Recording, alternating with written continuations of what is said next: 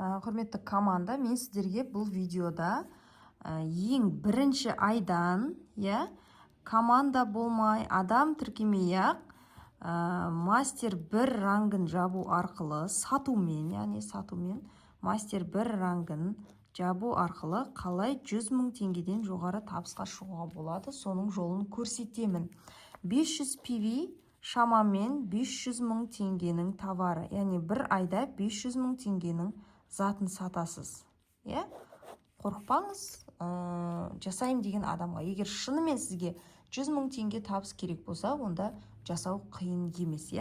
Мысалға, 500 PV-ді біз сұңғыланың PV-ні бөлетін болсақ, шамамен 81 штук сұңғыла, немесе 500 PV-ді бөлеміз 8-де 5 шампуньнің мысалға PV-не сонда 50 штук шампунь деген сияқты, осылай өзімізге ыңғайлы қылып жасап алсақ болады. Күнге бөліп тастаңыз, аптаға бөліп тастаңыз, сол кезде сіз міндетті түрде жасай аласыз. Бұған енді күнделікті қалай жасаймыз, статусқа қою, фото, видео, отзывтар табу деген нәрселерге наставнигіңіз көмектесетін болады. Енді 500 000 теңгенің затын сатқан кезде сізге бұлай оформить еткен тиімді. Заказдарды жасаған кезде жеке өзіңізге 300 PV жасайсыз, өзіңізді толтырып болғаннан кейін қалған 200 бар ғой, соны артыңызға, мысалға жолдасыңызды дейік,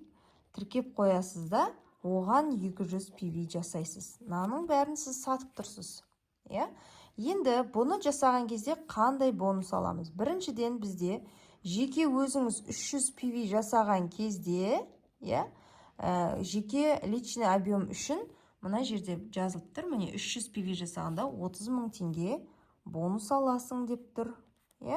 Плюс бізде подарочный бонус бар. 300 PV жасаған кезде 24 000 теңге подарочный бонус түседі.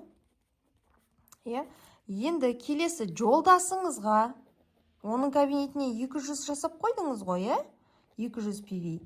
Оған жеке көлем үшін 20 000 теңге бонус түседі. Бұл маркетинг бойынша біз ешқандай ойдан алып жатқан жоқпыз. Бұл санды сыйлық шотына 16 000 теңге ақша түседі.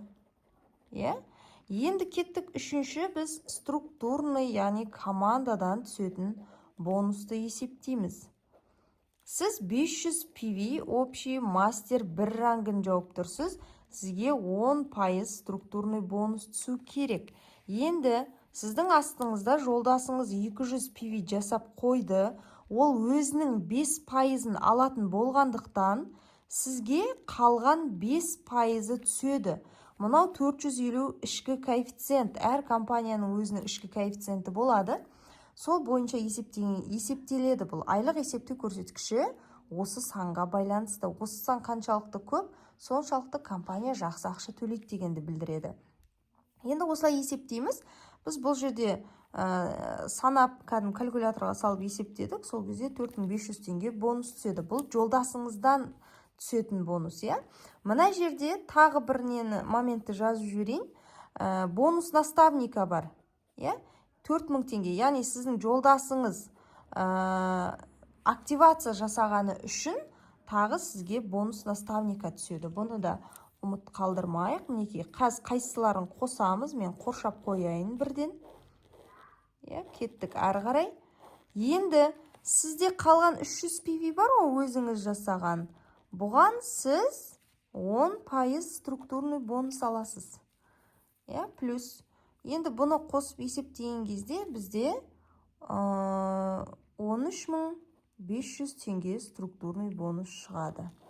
Енді сіздің общий айлығыңызды есептеген кезде, общий сумма, онда шығады бізде. 4000 теңгеміз бар бонус наставника, плюс 30 000 теңгеміз бар сіздің өз кабинетіңізге түскен, плюс 24 000 теңге, плюс 20 000 теңге. Қайдан шығып жатқанын білесіздер, Бұның барлығы маркетингтен алынған 4500 теңге, плюс 13500 теңге.